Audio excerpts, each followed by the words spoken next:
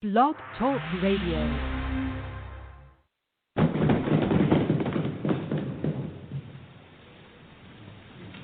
President recognizes Mr. Adams of Massachusetts.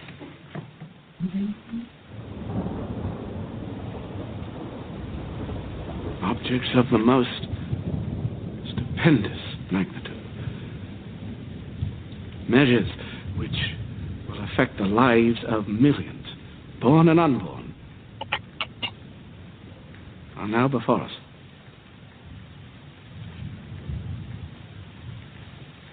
We must expect a great expense of blood to obtain them. But we must always remember that a free constitution of civil government cannot be purchased at too dear a rate, as there is nothing on this side of Jerusalem of greater importance to mankind. My worthy colleague from Pennsylvania has spoken with great ingenuity and eloquence. He has given you a grim prognostication of our national future, but where he foresees apocalypse, I see hope. I see a new nation ready to take its place in the world. Not an empire, but a republic. And a republic of laws, not men. Gentlemen, we are in the very midst of revolution. The most complete, unexpected, and remarkable of any in the history of the world. How few of the human race have ever had an opportunity of choosing a system of government for themselves and their children. I am not without apprehensions, gentlemen. But the end we have in sight is more than worth all the means. I believe, sirs, that the hour has come. My judgment approves this measure, and my whole heart is in it.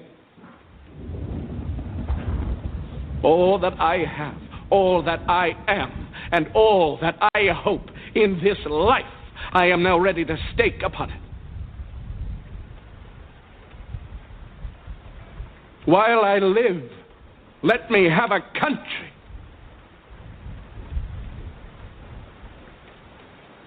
A free country.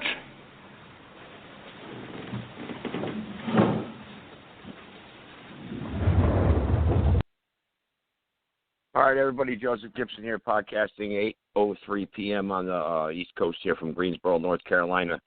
As we talked about here, we're going to have some special podcasts here coming up. Last night was a good one. We tried to expose social media for what it was and came up with a very peaceful ending to it all, and hopefully we woke up a lot of people last night. But tonight is one of those special shows to where you're going to understand exactly what your country is all about and what your government is about, what happened, how we got to the place we're at right now. All of us. Surely, I'm not going to play the intro. I played it so many times already. But all of us, we see what's happening out there today, and we know it just isn't right. You turn on your television set, your flat screen TV, or whatever you got out there now, I don't know, tablets or whatever, and you see what's going on, and you're like, that's not true, if you're awake. And you're like, that's not really happening. And why are these things happening? What is happening today to us as a people here in our country? Because we are not a republic. We're supposed to be. But you always hear these politicians say, our democracy. Why do they say that? Why do they say that? Democracy? We're not a democracy. A democracy? What, two wolves and a sheep voting on what's for dinner? That's what a democracy is. And we're not going to ever be any socialist country either.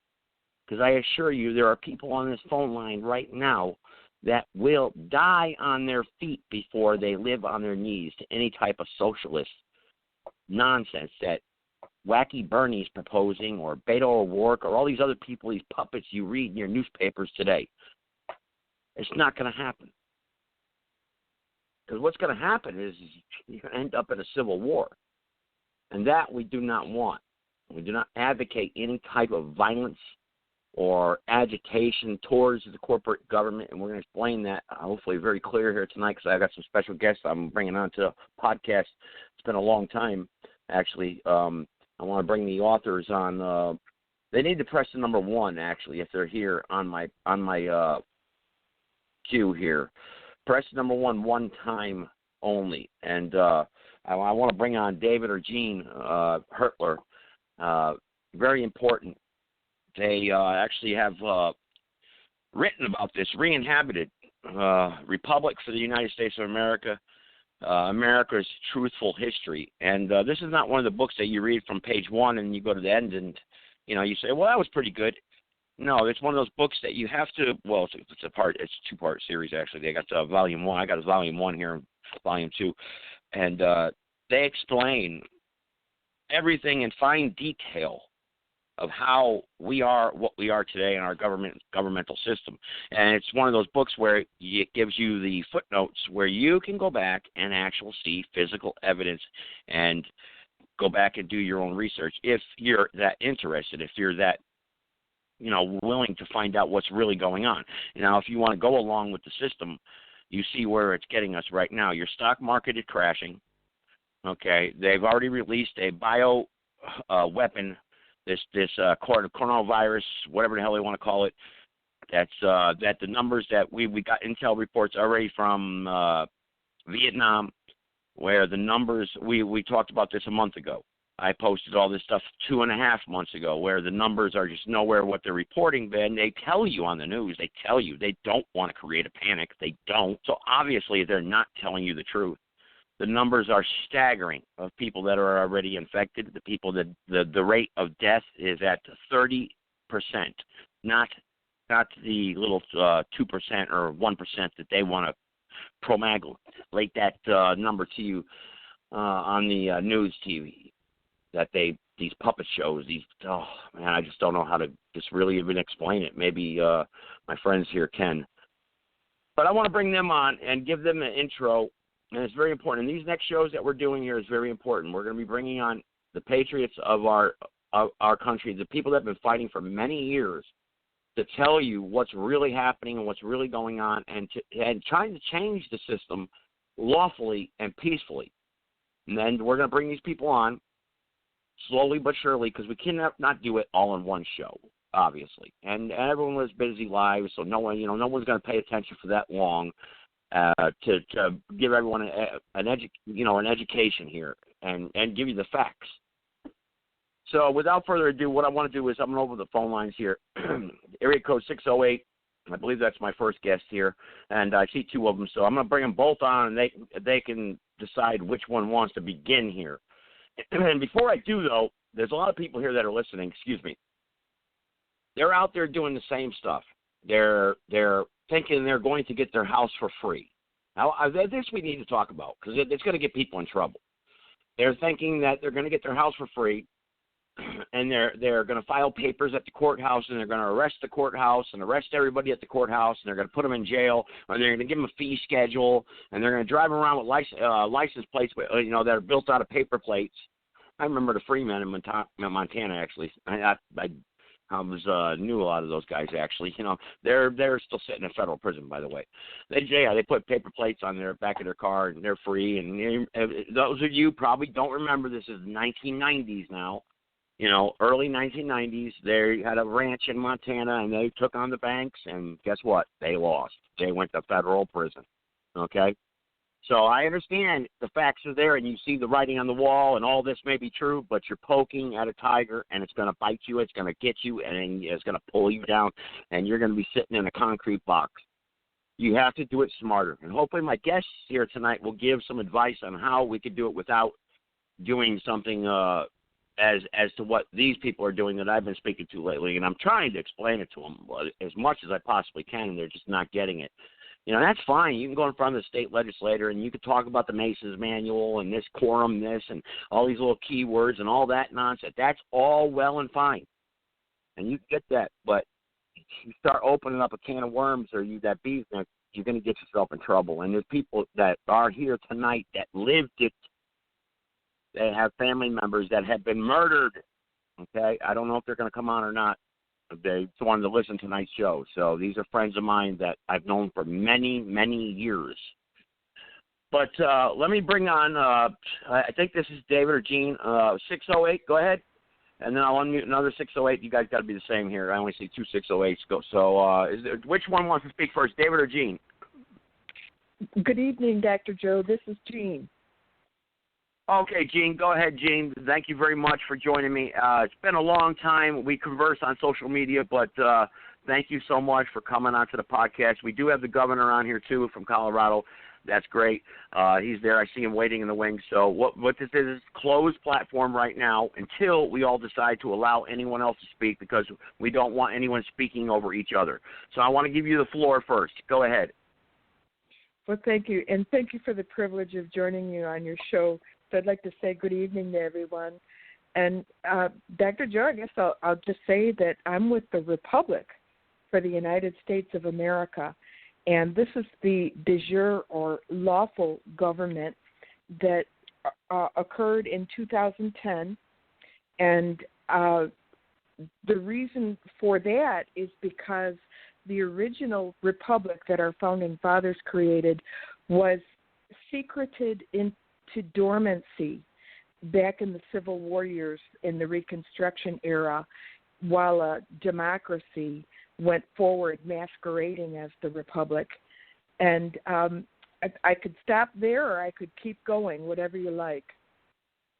You keep going. Is David there too? Is he there also? I know I unmuted two 608s. Is the other 608 there? 608. I don't want to give out your number. Are you there? David should be there, and I wonder if he pushed the number 1. No, he did. I unmuted him, so I was just wondering. But well, while you're there, go ahead. You carry on, please. Give a short intro and how we got to where we are today, and then let's try to figure out how we can try to fix things together as a people, because this sovereign movement out there today is not the way, doing their fee schedules, this and that, arresting banks and arresting courthouses that they think they are, filing all this paperwork. They think they're going to get out of their mortgages. It's not going to happen. Well, we've been through this already. But I want you to just, start at the beginning that you think and give it an educated lesson to these people out there that are listening. There are a lot of them, trust me. So go ahead. Sure. Okay. Well, to be abbreviated on what happened is that it was around 2009 when some honorable military leaders held discussions with awakened leaders in the patriot community who had also spent years in research. So these folks knew that the American Republic had been put in dormancy while this corporation was created through the Act of 1871, and it was done in a series of steps throughout the years. We went from Reconstruction into the Gilded Age, into the Progressive Era, and so on and so forth.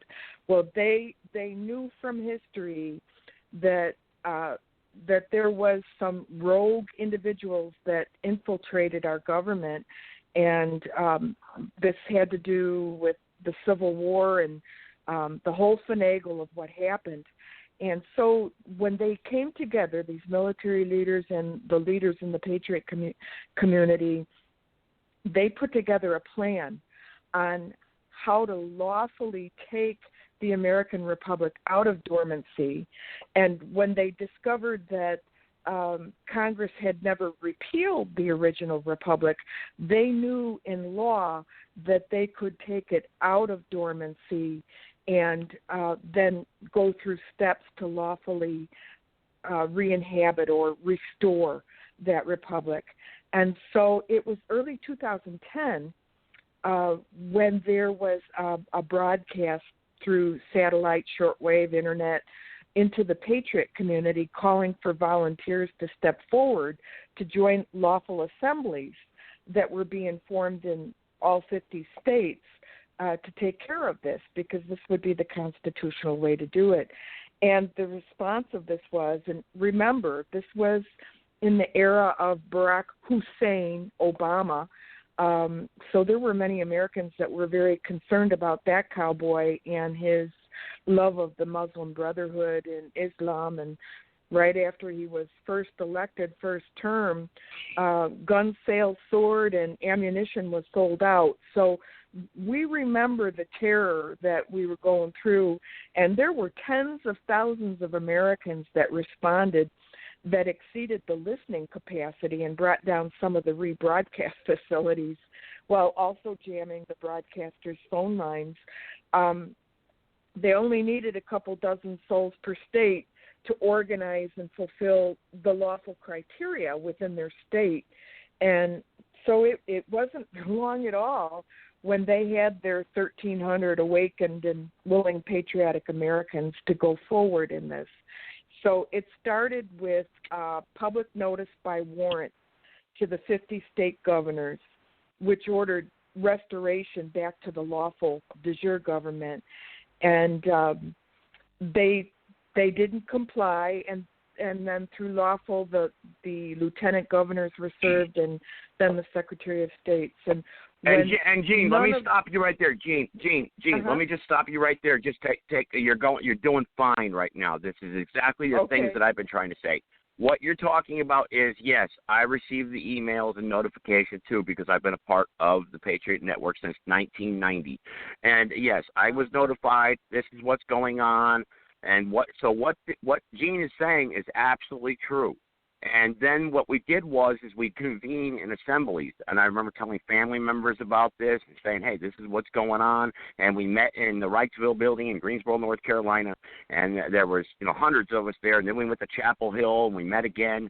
So what she's saying is absolutely true. And they showed us documents, actual things that are happening. I remember the Ron Paul meetings, all this stuff. I remember all this, okay? This is absolutely a fact what she is stating in your history, your near history right now. So go ahead, Jeanne. I'm sorry. Thank you, Joe. That was insightful to hear that. What a neat thing to know that you were part of that you were aware and awakened and knew that was taking place.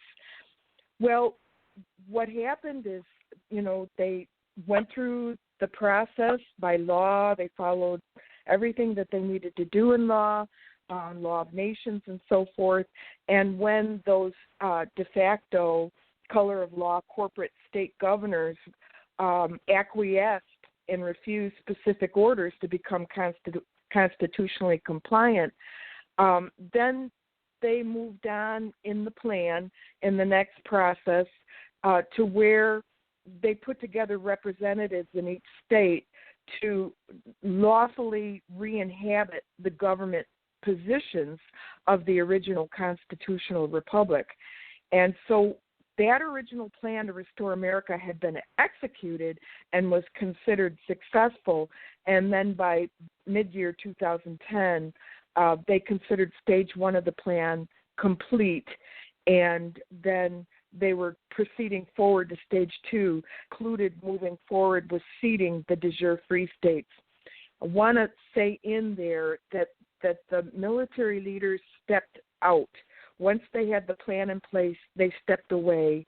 And my understanding of that is, according to the Declaration of Independence, it's up to the people, we the people, to do this. So if the military were involved, it would be considered a coup d'etat. So they backed off, and the Patriot leaders took over, and people were contacted. Those that were awakened in the Patriot community stepped forward by the tens of thousands, and they put together a government. So I also want to acknowledge that when the 50 de facto state governors were served, it wasn't really known, it wasn't generally known by those people at that time, but that happened to be served on the Feast of Passover. And when I was writing and I discovered the story, I was writing the story of how this happened, who did it, how they went about it, and so forth. When I saw that the governors were served on the Feast of Passover, I thought, my God, this is a sign of, divine providence. This is the Creator God is putting a seal, his hand and a seal on this happening because it's a biblical feast day. It's phenomenal. And this is just one occurrence of many that has happened throughout the years of signs and signals of divine providence involved in this. Moving forward, it was September 20, 2010, when a Congress came together in assemblies. There were several hundred on the conference call, so technology was used to go forward with this. And it was established. They voted a president, a vice president, strategic leadership positions for a national government. And that was the start of a tremendous journey. And I want to add in there, when I went back to recordings while I was writing the story, that I discovered that December 23rd, 2010 was the first day of the Feast of Tabernacles. So here we have a Hebraic biblical feast day again in this experience. And the chaplain even opened in prayer on that conference call, talking about it being the first day of the Feast of Tabernacles and how that represents Christ tabernacling amongst his people. So again, here was another step in what had happened. And so the first couple of years was a lot of work. It was very busy. There was a first Congress, and they established some very important things, for foundational things to, for number one, they wrote a document when they came together in November of 2010. That was a miracle story in itself, where they had a quorum of Congress that met Ephraim, Utah. And they wrote a document. It's called the Declaration of Sovereign Intent. It's a remarkable document that can be viewed at the website republicfortheunitedstatesofamerica.com. And it covered the errors of the Constitution. It covered race, it covered gender. They re-inhabited the American Republic up to December 19th, 1860. So this would have been after Abraham Lincoln was elected as president, and right when South Carolina so-called seceded from the Union of States. That seemed to be the clear point where they knew that they could re-inhabit up to where there would be problems after that. There wasn't a quorum of Congress, and a corporate executive government went forward when we lost the quorum of Congress, with the states starting to secede. So, Joe, that's where I'm at. That's where I'm thinking to go. There's more to the story, and understanding what happened, how we lost it, who did it, and so forth. But maybe I should come up for air and give you a chance to interject there, or for David to interject. You're doing fine. You're doing fine. What you're doing is, a lot of people don't understand a lot of information. What Jeanne is trying to do is she's trying to provide you with a lot of information, history in the lives that you lived, and not knowing that all these things happened, okay, right before your very lives. And because you were so busy paying attention to the nonsense out there and being distracted by the de facto corporation. And you see, that's what, and all this stuff was happening behind the scenes, and you people did not know it. And a lot of you don't. But a lot of people are coming today and saying, wow, I didn't know that was happening. Wow, so because I'm studying this now. But the problem we're facing right now is, again, people are not paying attention, is they're going off into their own tangents and doing their own thing, and they're going to get themselves in trouble. And that's what Jeanne was just stopped right there, and she's saying there's a lot more to the story, and there is. Because what happens is you're going to make mistakes, and you're dealing with a very evil, good versus evil, basically. That's what you're dealing with. America is the last, it's the beacon of light. It's the last, we are the last sovereign country here that represents good. Whether or not the corruption, whatnot. Listen, I'm not talking about what the corporation has done, bringing drugs into this country. I'm not talking about abortion. I'm not talking. All that stuff comes into play. Also, that's a whole other show. These are all subjects that distract us from the original foundation of what our republic was intended for.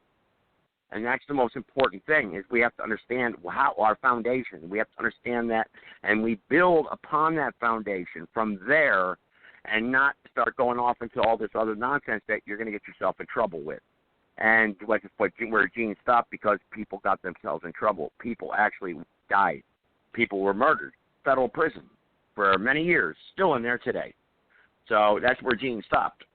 So, this is very important. A lot of people don't get this. And this is very, very important for you to understand it, because right now we're in this divide right now, and we see what's going on with Donald Trump. We see what's going on right now with the stock market. We see what's going on with this flu virus. I brought that up in the beginning of the podcast.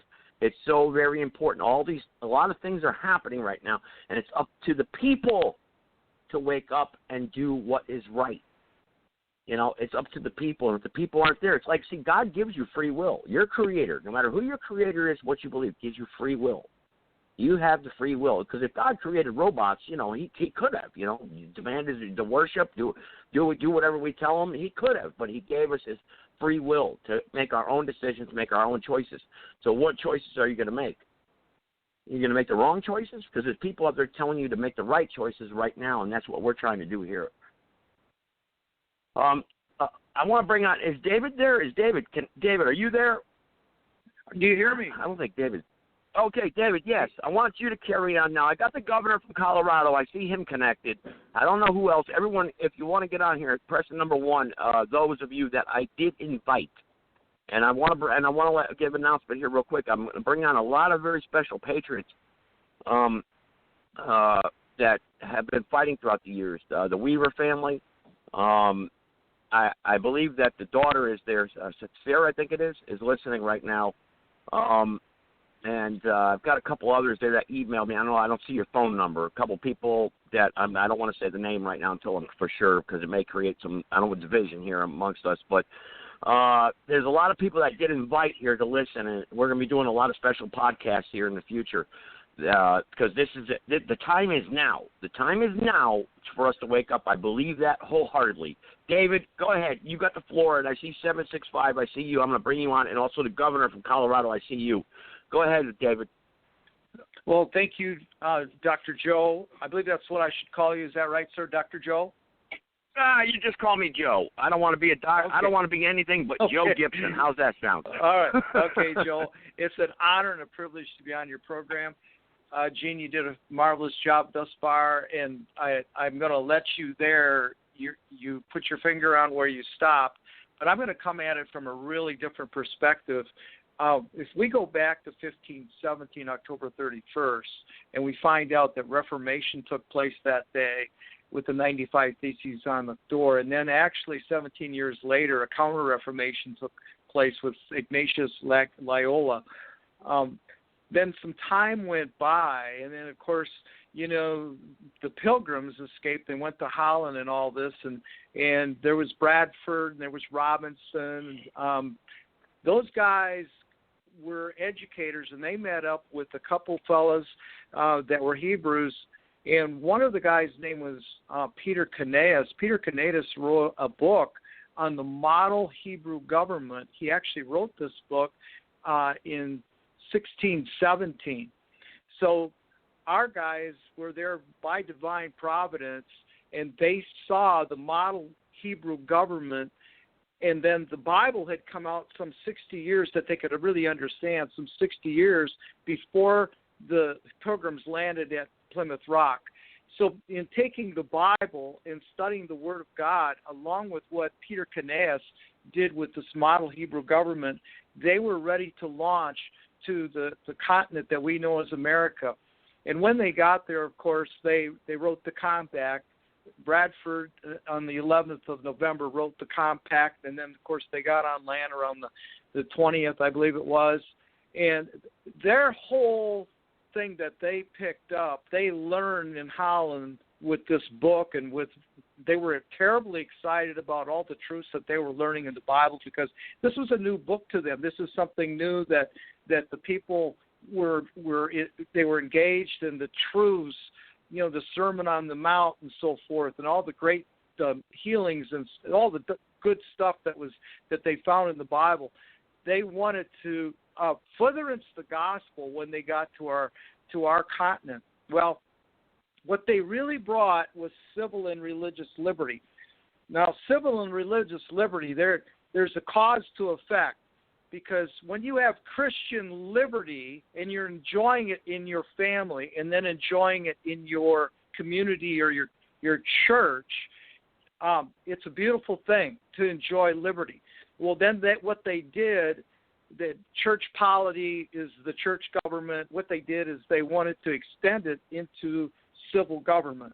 So what they did is they took what they learned from the Bible, what they learned from Peter Knaus's book on the model Hebrew government.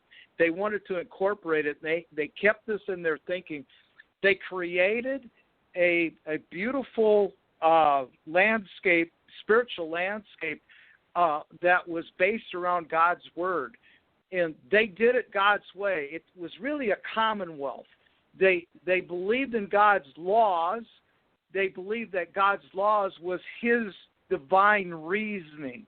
And they came along with his divine reasoning, and they wanted to embrace his laws. And out of those laws, in order to incorporate government, was true justice. They had the true laws that they understood from the Creator. Then there was true justice.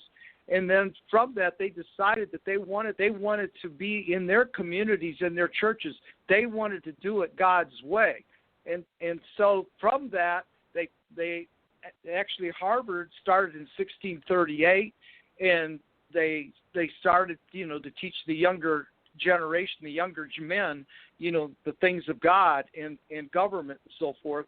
But then going up and moving up, then there was these great evangelists that were out there. And, of course, George Whitefield, he came on the scene, open-air evangelist around the 1730s, 1740, 50, 60. He did open-air evangelism throughout 13 colonies and so forth. But then came Blackstone. Blackstone's commentaries came over in 1766 that revealed the laws of nature and nature's God. That was such a big deal. Two entities, the laws of nature, what God had already made, where you could look at what he created. You could look at the mountains, you could look at the trees, you could look at the insects, you could look at everything. So it was God's template.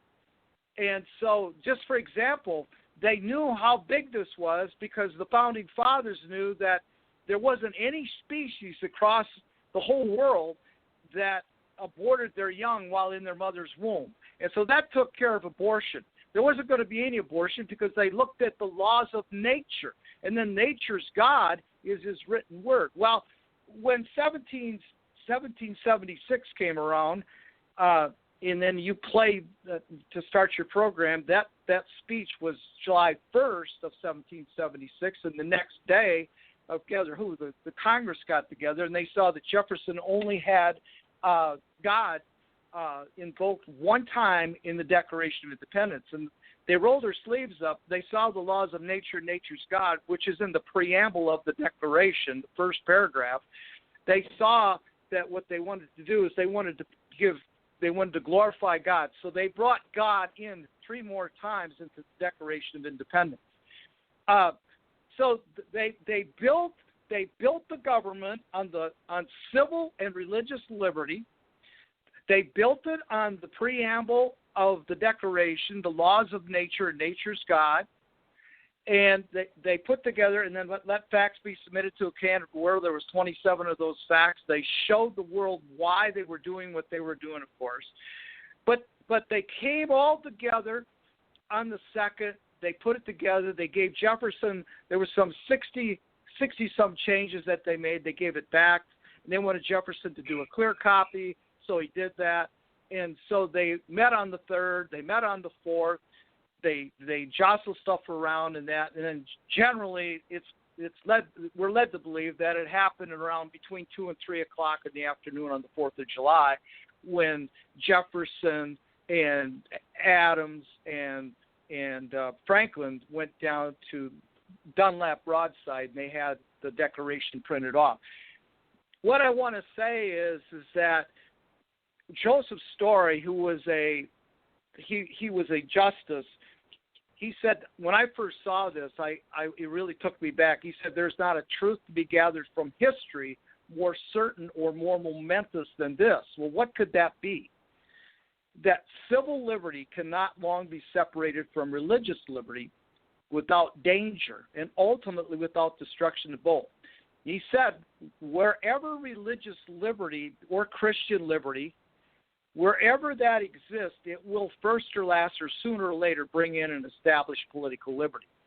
This is something that America doesn't know anything about because they have been so deceived in thinking that they are in a republic. I've gone out to eat with my wife many times, and I've gone up to tables, and I says, what do we have in America?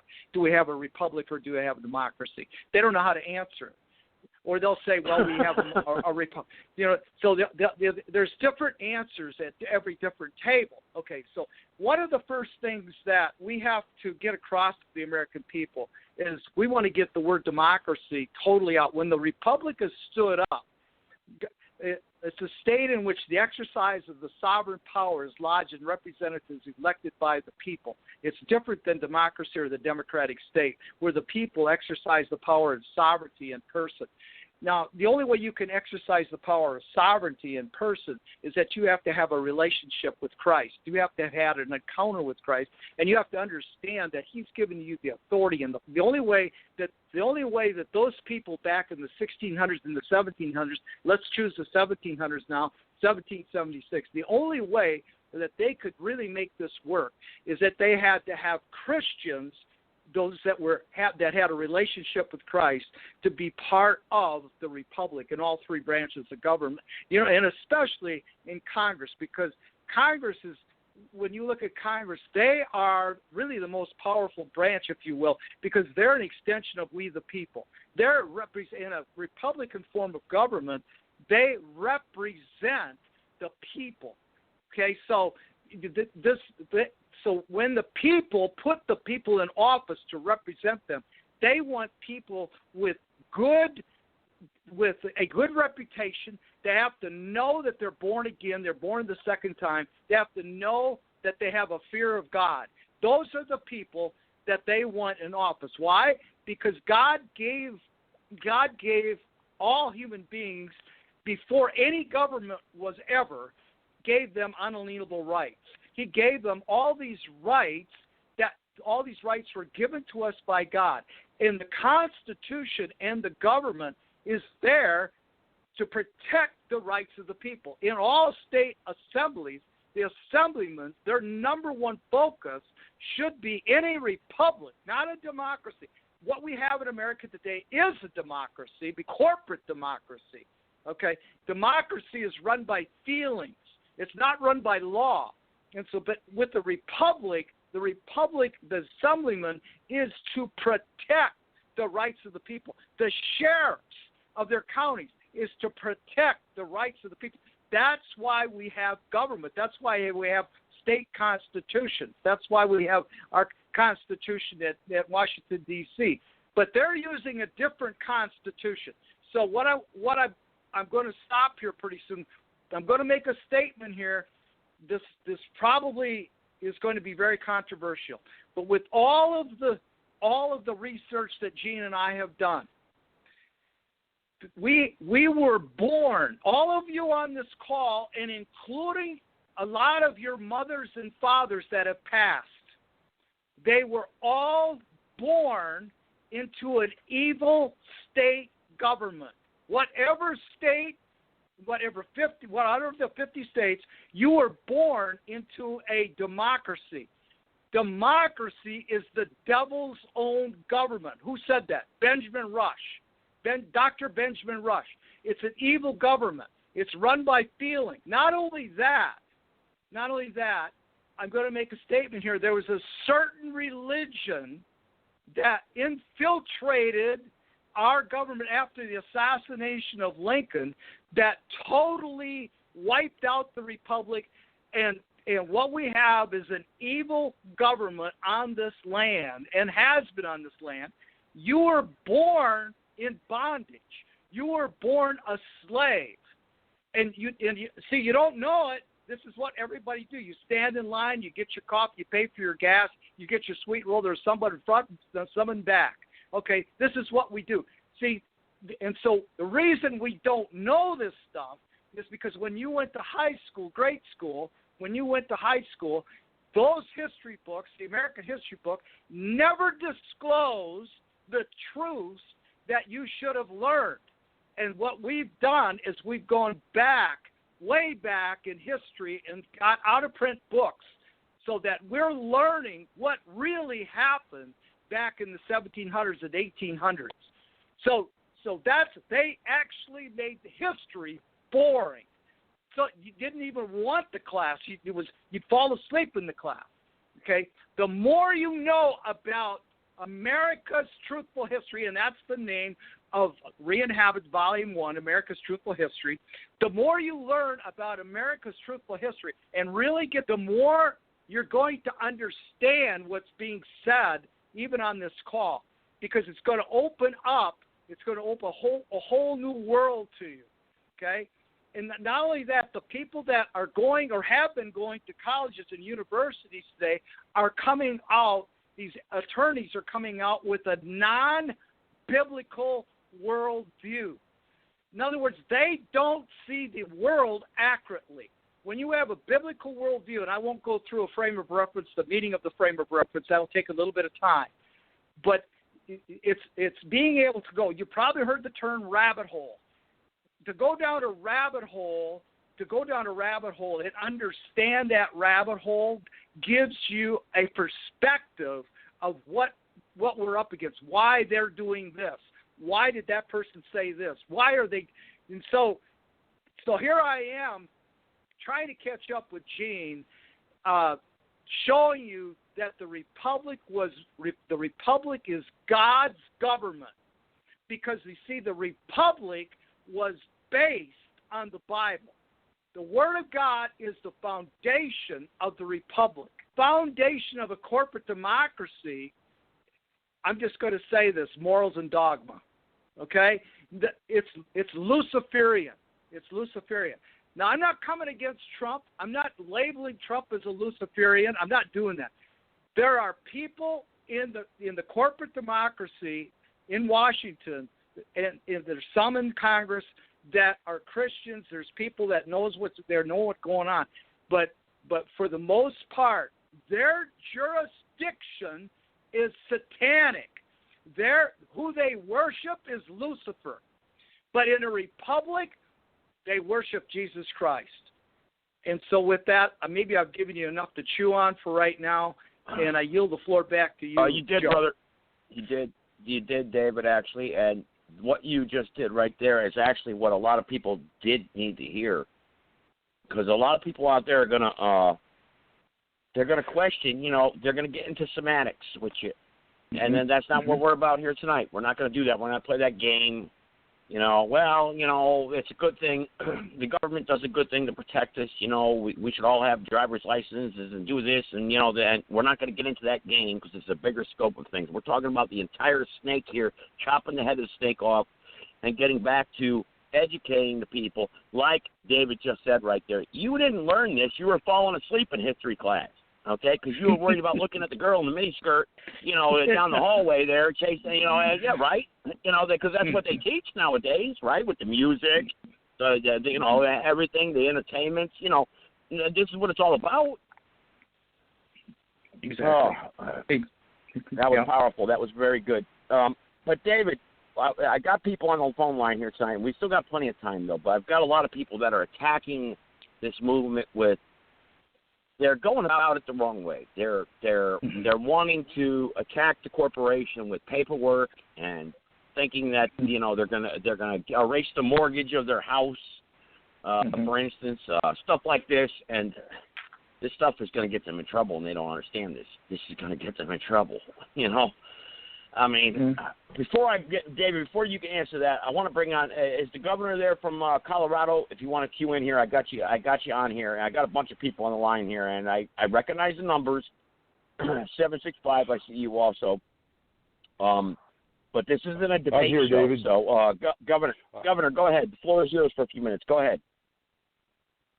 Thank you, Joe, for hosting us tonight. That was a great stopping point. I'm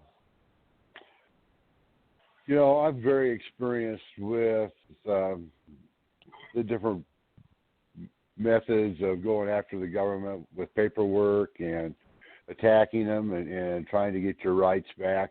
And I'm very empathetic with those people. I consider those of my friends that have gone down that road and ended up with a sweethearts in a cot, and they're martyrs. They're the trailblazers. They're the Daniel Boones. But there's a smart way and a foolish way. And do they have their rights? I'm not arguing that. Yes, they do. It's just that they're being infringed upon by the people that own the slaves, own the paperwork on us. And so let me finish from where David left off. I'll bring it into perspective now. This is a battle that's been going on for many decades. And JFK, there's a lot of indications that JFK was assassinated over this very thing, and that was rule number one, follow the money. He was disengaging from the Federal Reserve. He was trying to get back to asset treasury notes and had filed executive orders to do that, and a few days later he was killed. And so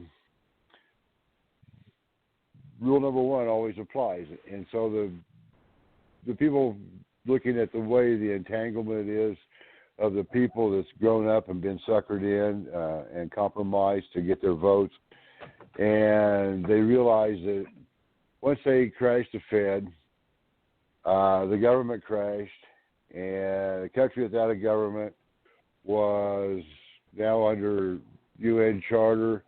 The UN needed to step in and give us a country of their choosing. And we know who runs the UN and their agendas. And so the wheels were put in place for this to happen. And the handoff was supposed to have been Hillary crossing the finish line, and she would have implemented all this stuff and been the grand queen of all of the world-changing events that are upon us.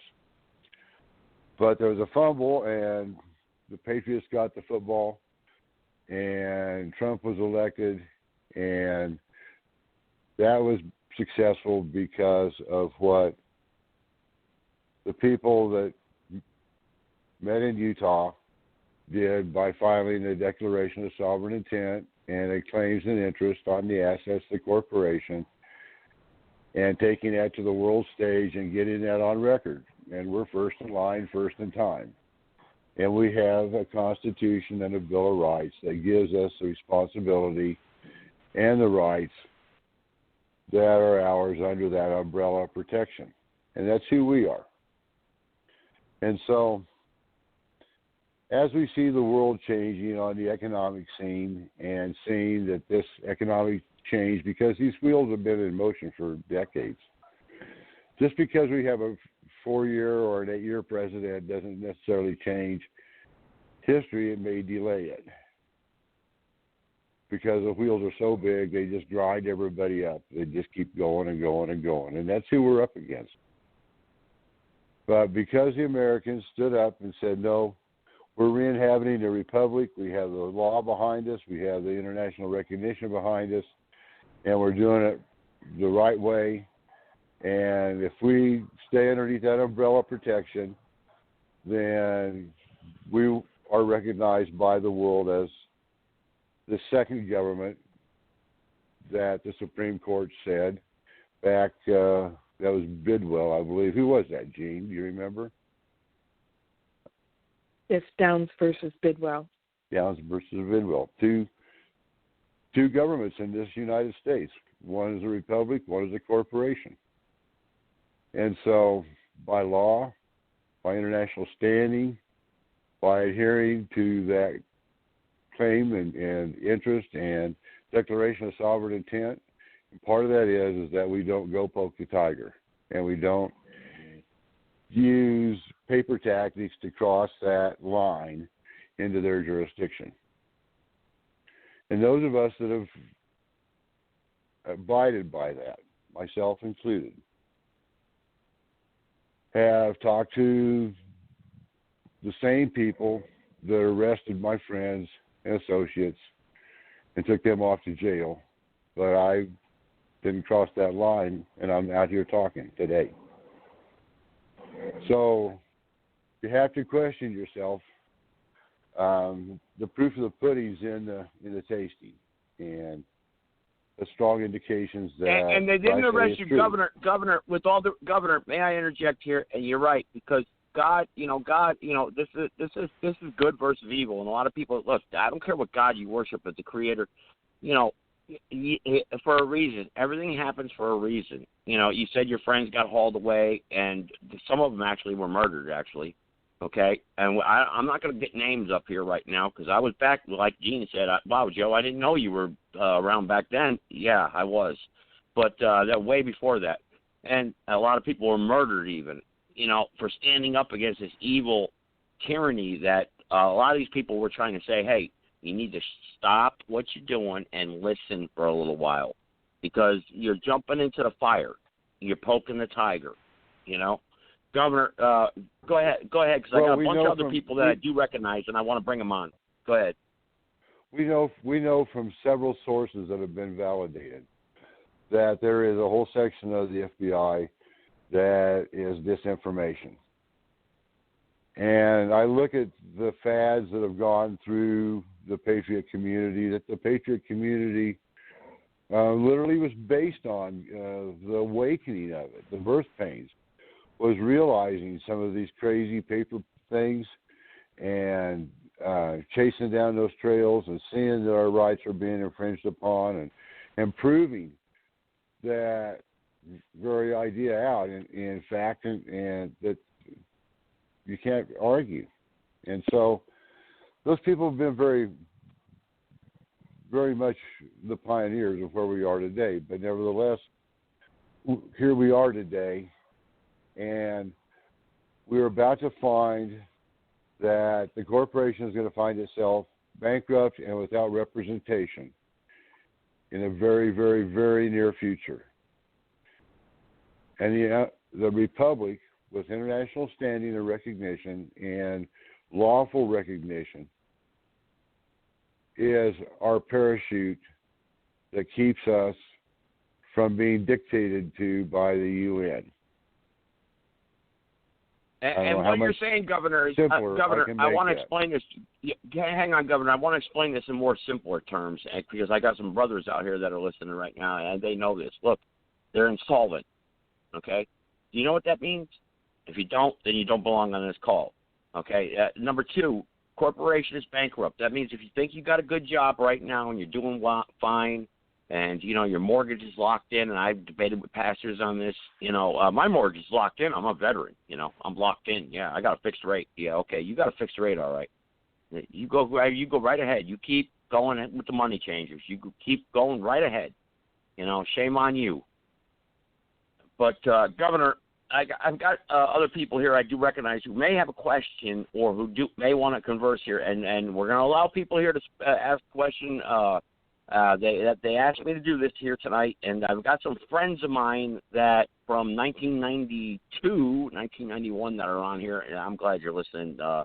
If you want to come on, it would be great to hear your voice because it would be a great inspiration to the people out there that are fighting this movement, but that these people are lost. They're fighting it the wrong way. They really are. And a lot of people don't understand that and they don't get it. 765 was first and then 507. So 765, I'm going to go ahead and allow you on, see where we go from there. Go ahead, 765. Well, hello, Joe. Thank you for having us. You're welcome. Thank you for coming on. Thank you. Yes, sir. Well, it's a privilege for us to come on your show. We do a radio show once a week on the internet, and it goes over very well. And there's something that I need to say here first and foremost. I served both in the United States Marine Corps in the 70s out of school, and again, I served in the Navy in the 80s out of Norfolk. I understand the oath that is taken. I understand what that oath represents and what it means. Most of the patriots out here in America have also served. That's why they're patriots. So I want to say to the patriots, and I want to say to those in the military that are listening, thank you for your service. Thank you for what you represent. And thank you for keeping your oath. Because God looks at that and smiles. And He backs you. We may have a difference of opinion on some things, but in the end, we are fighting for the same thing. And that means a lot to the people of this nation. Now, let me just say that my position in the Republic, I am a state justice from Indiana. We call it the Indiana Free State. I've been a justice since 2010. I was on that original phone call where we voted in the president and the vice president, had the Supreme Court come. We virtually brought in 3 branches of government per se the Constitution. We kept the United Nations within the month of December of 2010 invading this nation because of our leadership in D.C. We were told that if we did not form the Republic and bring it back to life, we probably wouldn't have a nation in January. So we had to do something. We had to do it quick. I was on that call. That was about a 4.5-hour phone call, and we got the job done. We understood, based on the information that we had at the time, we were in dire straits. We had a president that was bringing in the Muslim Brotherhood that was going to wind up being the leadership of this nation. I want you to think about that for a second. Yeah, because we got them right now in the state of Minnesota, brother. Because we got them right now in the state of Minnesota, brother. We do. Yes. And it's actually happened in Michigan, too. You know, there are states right now that are fighting for the very life. They're an inch away from not being a state. They're, you know, that close to being a dictatorship with the governor because of what has happened. Now, let me just say, from a law standpoint, and I'm not talking the law that you would get in Berkeley or Yale or Harvard. I'm talking about the law that you would get from God's Word, because above everything else in this republic, the Word of God is the basis for everything. All you have to do is look at the Constitution. Father, Son, Spirit. 3 branches. It's based upon the very Word of God. Our law system is based upon the very Word of God. Yes, the 10 Commandments, and there are other statutes and laws written in the Bible where our founding fathers got their law forms. When Jeanne said that we re-inhabited up to 1860, that is so correct, because from 1861 on forward, we had no republic at all. They were doing their best to tear it down, to tear it away. They were bringing in other forms of government. And when Grant signed the Organic Act of 1871, that was the nail that went into the coffin. And you would not believe this, but a week later, 1 week later, they made a law that they could change words. And the words that they wanted to change was you as an individual are no longer a person, but you are a corporation. That's what they wanted. That way they can control you, and they've done that ever since. You know what? It was mentioned tonight that when President Trump was brought into office, if you remember his inaugurational speech, the very first thing he said, finally, you're going to have a government that's going to bring the government back to you, the people. You are the government, and that is what a republic is. The government that you see where the president and, the Congress and all that in the national level, that's not really the government. They represent the government because they're put in there by a vote. The people are the government. That's called self-governance. And by law, once this republic is stood up, you got to understand, nothing you see out there now will be in operation. Another good way of looking at that is look at the debt clock. What was it, $23 trillion? You know that there are about $21.8 trillion into bankruptcy. I want you to think about that. That's how far they have gone into bankruptcy.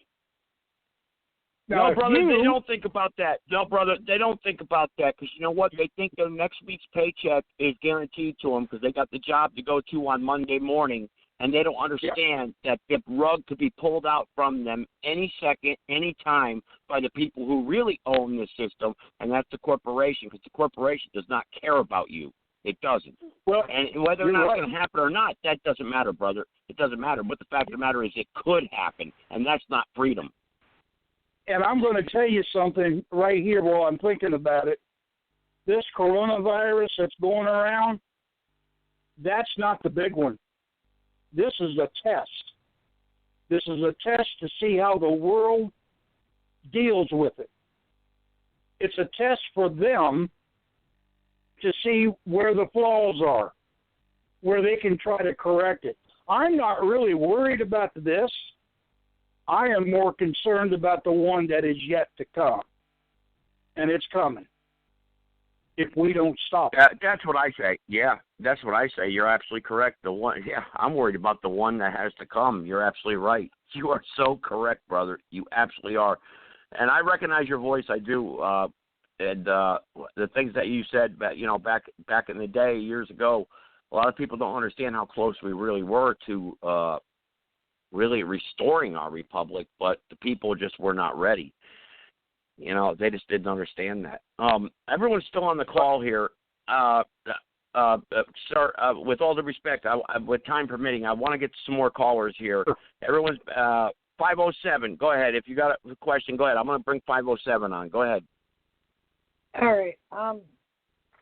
Joe, I got a couple questions, but why don't you take somebody else first quick and let me get my head together.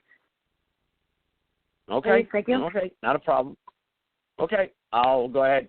She wants to yield for a little bit here. That's fine. Let's go to 320.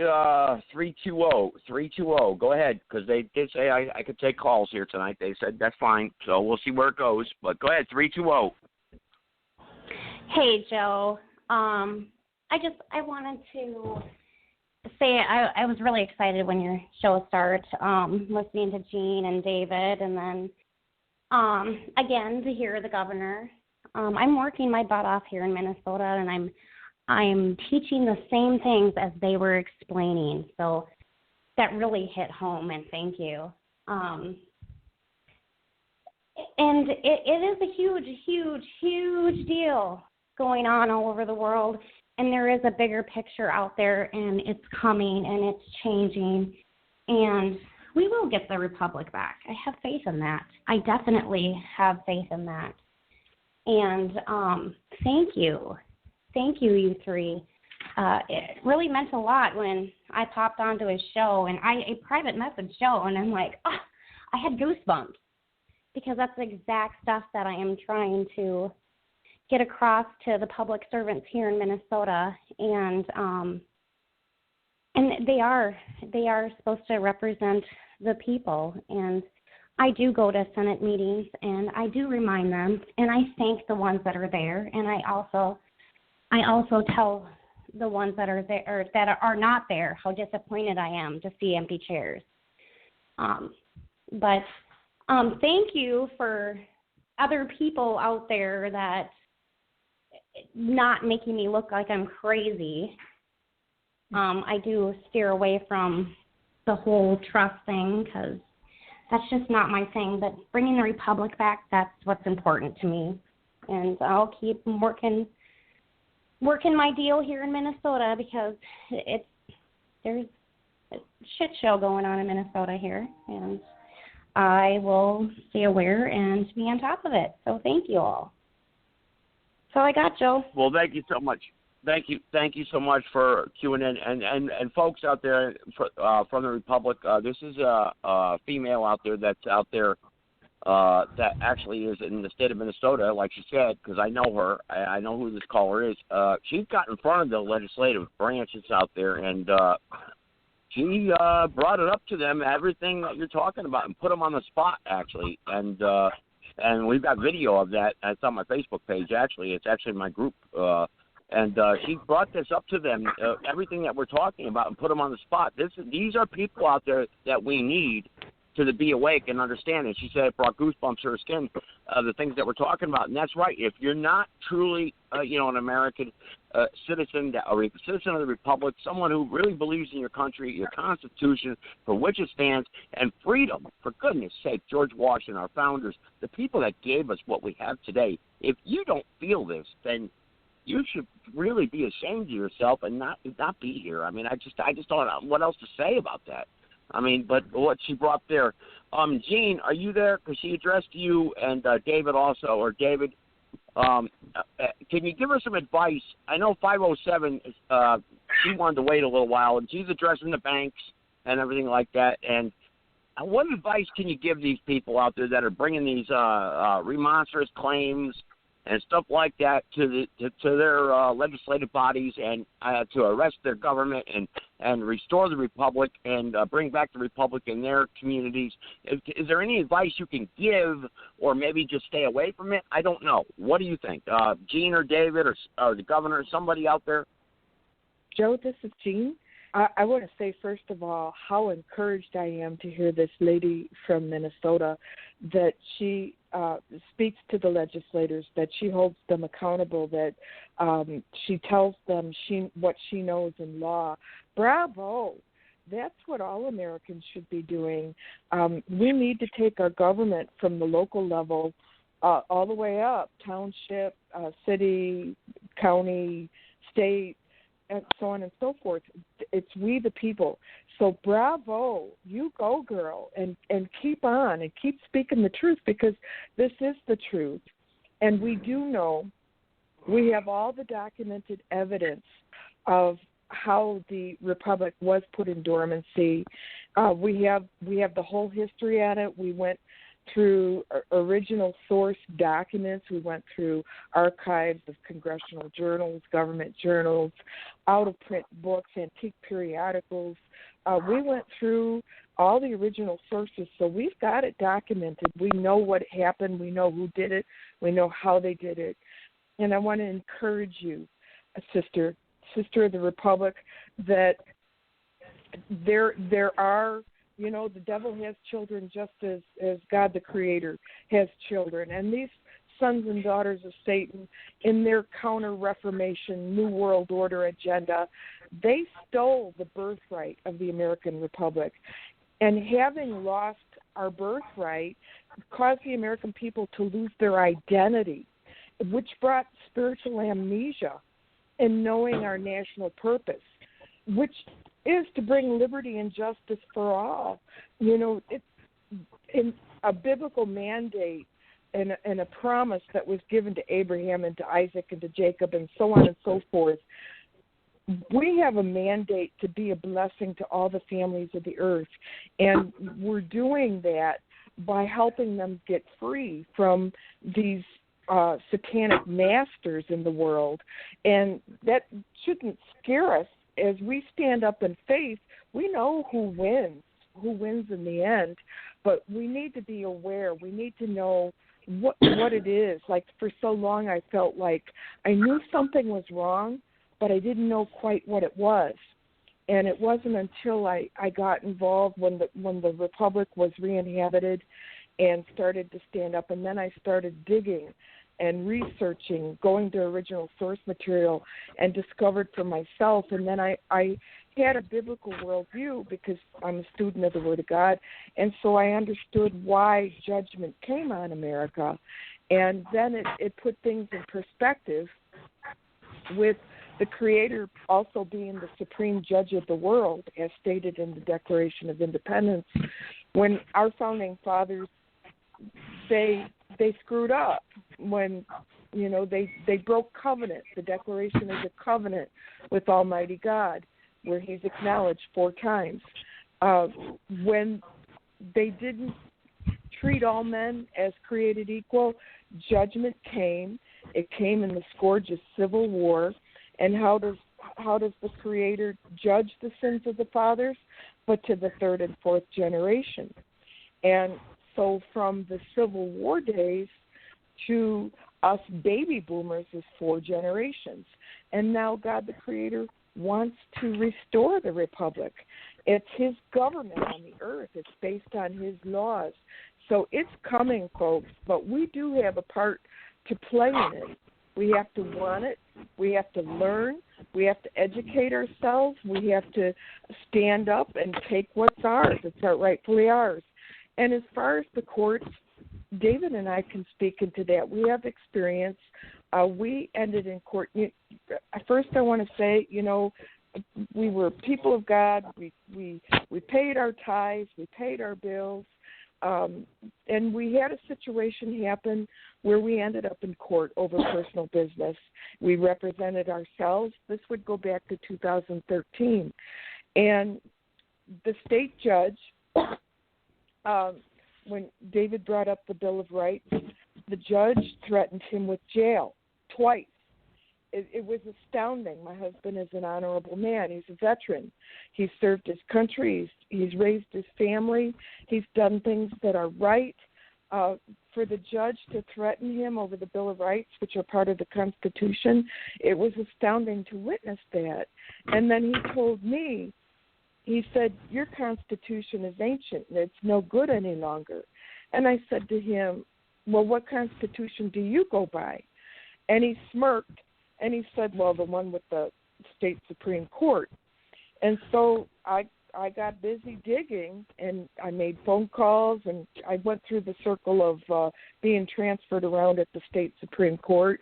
But in all the research, and I figured out what they did. It was around the 1960s.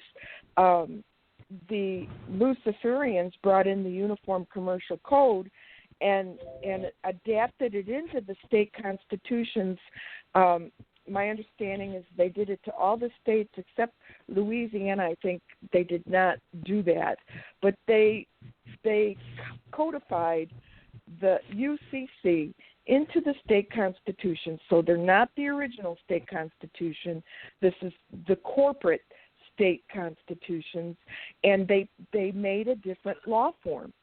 So actually, in their law form, he was right to say that David could go to jail for citing our Constitution because it's a different law form. Jeanne, real quick, while I got Jeanne, real quick, let me interrupt right here. That is something that's so important that you just brought up right there.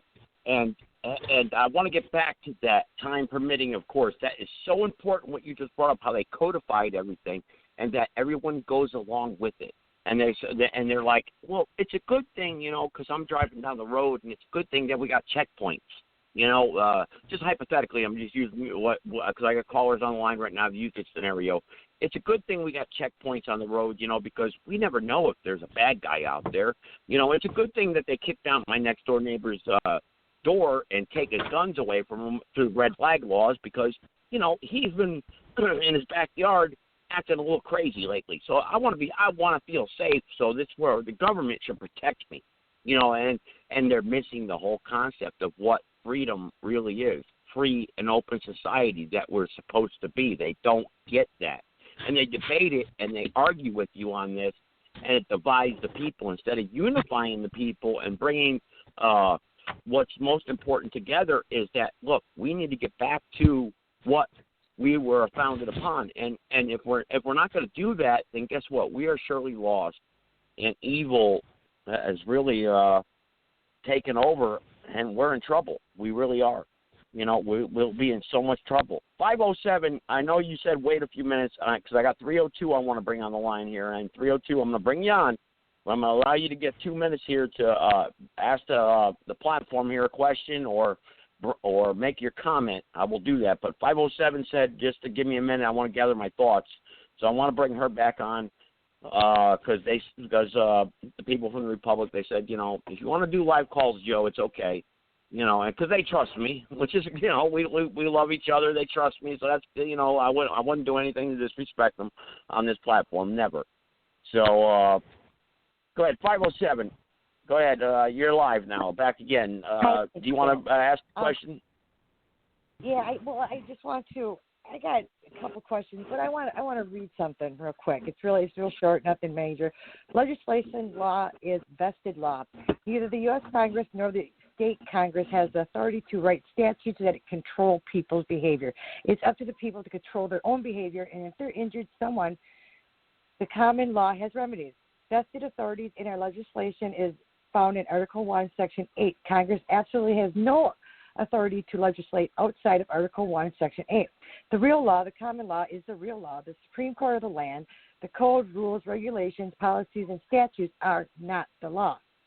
Legislation, statutes enforced upon the people in the name of the law are fraud. They have no authority and without mercy. Justice without mercy is godless and therefore repugnant to our United States Constitution. Lawmakers are given authority by the people to legislate codes, rules, regulations, and statutes, which are policies, procedures, and law, to control the behavior of the bureaucrats, elected and appointed officials. However, they are never given authority to control the behavior of the people, as we read in the U.S. Supreme Court decision. All law, rules, and practices which are repugnant to the Constitution are null and void. That is from the Sheriff Handbook, page 20. So I'm sorry, but we need to go back to that. People need to know that these statutories, these things, these laws that they make are unlawful. They're not in law. And that's where we need to start there because everybody, you're right, everybody's like, oh, there's a checkpoint there because there might be somebody bad out there. That's bull crap. Why doesn't anybody want to poke the tiger? Why can't we poke the tiger? I think it's time to poke the tiger. I think that we should all have fears. Okay. We should all poke the tiger. So, all right. That's a good question. Yeah, that's a good question. You're right. Now, why does anybody want to poke the tiger? People say stay away, don't poke the tiger. Okay, that's a valid. Obviously, you've been listening for a while. Governor, I think maybe she may be referring that to you because you're the one that first brought that up, Governor. Unless David or Jeanne want to interject or 765. I'll go with the governor I'll first. Take that, go Joe. ahead, Governor. Yeah, thanks, Joe. I'll take that.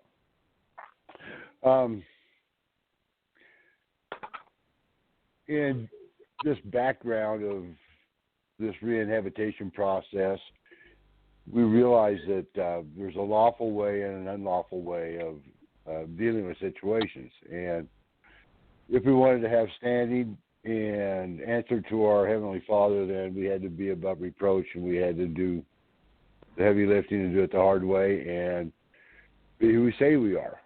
And although there's other justifiable points, as you well documented, I'm glad you know that. There's other events in the big picture that are taking place.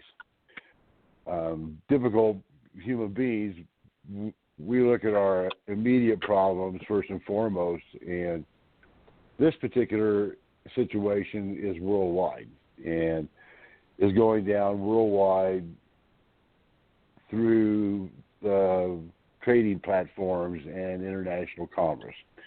And once this is implemented, there's things that have to be done to see this implemented. And I'm not talking about the one world government or the one world currency. Not to say that we're yet to get there, but obviously we haven't got there yet. But this is where we're going today.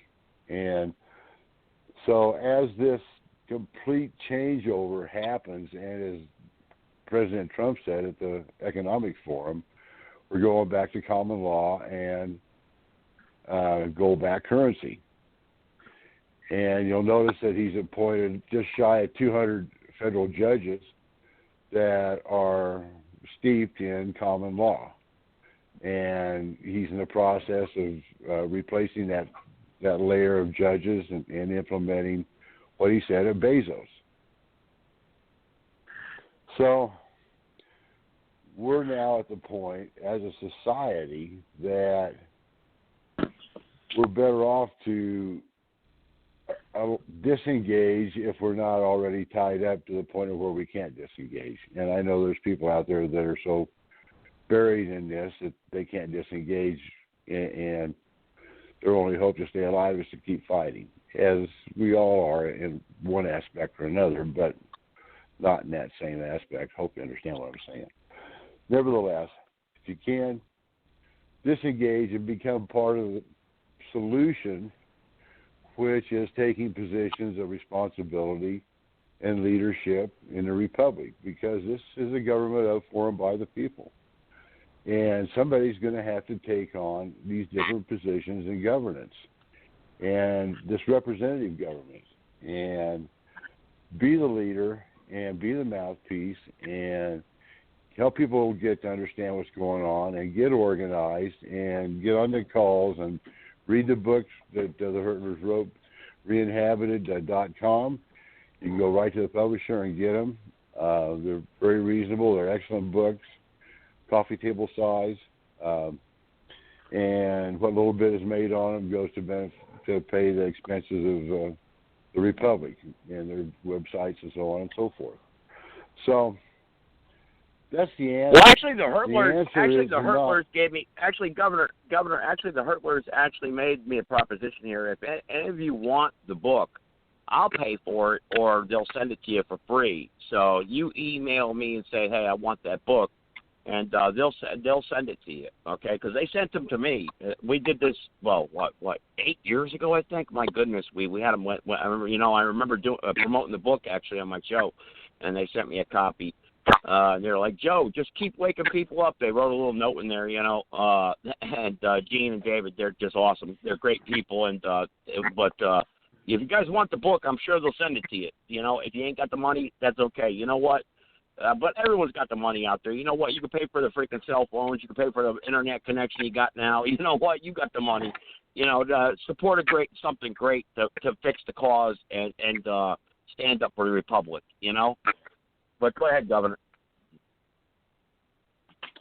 Thank you. But this is what our future looks like, and we're attaining the same goal because once we go back to common law, then these codes and statutes and things you were quoting are not enforceable because there's no government there to enforce them, because we've gone back to a representative republic instead of a corporate democracy. And so this change wipes out all these different beefs and settles the books. Well, there's going to be some upheaval when that happens, and we're at the threshold. It's happening around us. But it's going to intensify here, and I believe this coronavirus may play a part of how they get all this implemented. The timing's interesting, but nevertheless, you hit what you aim at. And this is our umbrella. This is what's protected us. This is what our rightful government is, and this is what our responsibility is. If you want self-governance, it has to start with moral behavior, because this is a society for moral and just people. And if you don't possess those traits, you don't know how to act. Governor, let me interject here real quick. Governor, you're absolutely right. What you just brought up. This society is for a moral and just people. This Constitution is for our righteous people, and it doesn't work any other way. And a lot of people don't get that in our society today. But I wanted to bring us to that actually focal point of our conversation here tonight, because time permitting. What does the future? You brought up the coronavirus. You brought up we see Wall Street's crashing. We saw the dollar, the 10-year yield, go below 1%. Okay, the 1 year dollar there go below the 1% there for the first time in history. Okay, history, and everyone says the dollar is done, and now we're in big trouble. That's what people are saying. So, can you give us, Governor, before I connect any other callers? I got a couple others here I want to get to. Anything that we can be on the lookout for? To look for in the future from your intel perspective, without releasing any resources you have or getting in trouble. Can you give us any advice here? What we should look for in the next few weeks? Yeah, we're going to start into a period where there's going to be some arrests from some pretty notable people. There's already been multiple thousands arrested already of the lower-hanging fruit. A lot of this stems from human trafficking, stealing our children for sexual reasons, and slavery, and money laundering, which goes deep into our banking system and central banks. And so there's lots of people bailing, corporate people that are made deals that are getting out, and it's a busy time behind the scenes if you pay attention. And what that signals is that this whole thing's getting ready to switch, and you have to break some eggs to make an omelet, and there will be some discomfort along the way. I don't think it'll be prolonged, but there'll be some discomfort, and we'll need to figure out what it means to live in a representative republic and how to make that work. And we've had 10 years at working at this, at studying it and implementing it. And President Trump's our point guy at the helm, and he's making this big ship turn, and he's providing jobs and incentives. And there's going to be a multitude of blessings to come out for humanity worldwide, and right here in the United States and in our local communities, once we get this ship turned. And so the discomfort will not be ongoing, and it will be as short-lived as we make it. I encourage people not to participate in any knee-jerk reactions. Defend what's yours and mind your own business and do what you're told to do, and that the people behind this turnaround guide this ship and take us back into safe harbor. And we're all prepared to do that. Governor, real quick, Governor, what about the people that are taking on the central banks? The people that are taking on the central banks and attacking these mortgages and doing fee schedules and this and that, and or if anyone else wants to jump in here, I don't know how you guys want to, because look, we saw people with the Republic break off and do this thing and go after the birth certificates and do all this stupid stuff that it's total nonsense, and ended up in prison and whatnot, or murdered. What advice can you give to these people out there that are fighting and filing this paperwork with this corporation? Because I always say stay away from them as much as possible. Try to work beyond the shadows, and like I was taught, we'll attack them from behind. We'll go under. We'll be stealth. Don't put yourself out there in the open. That's what I was always taught. But other people want to go about it another way.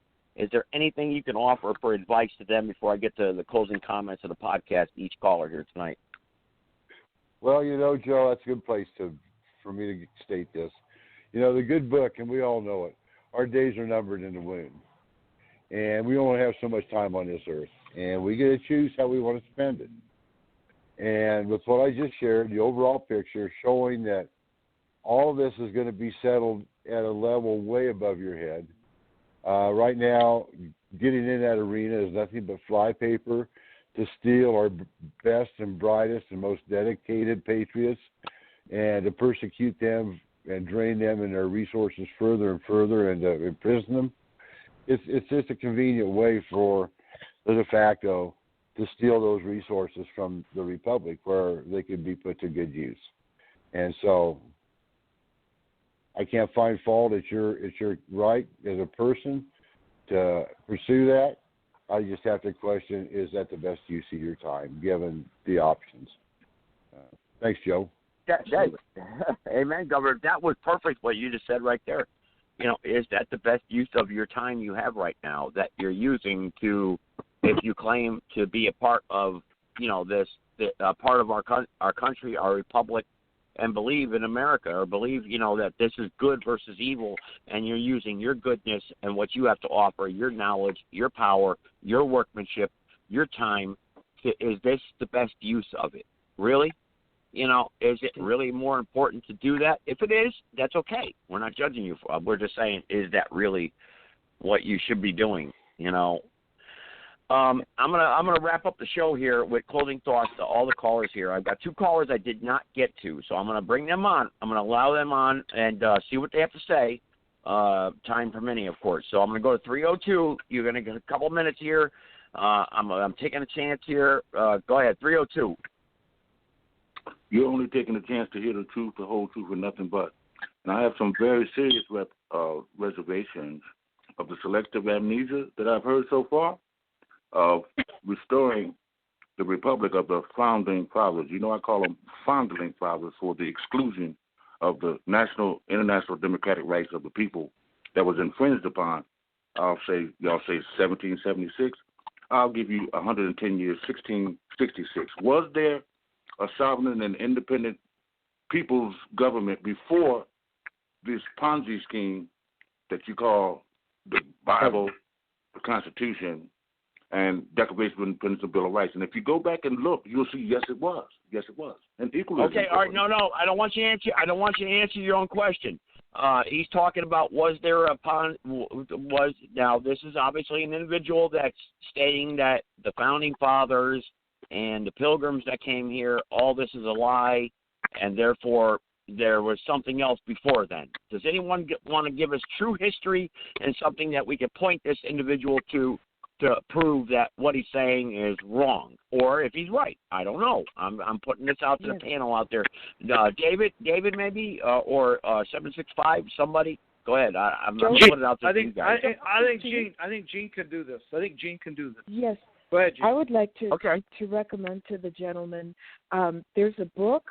It's an antique book. It was the American history school textbook.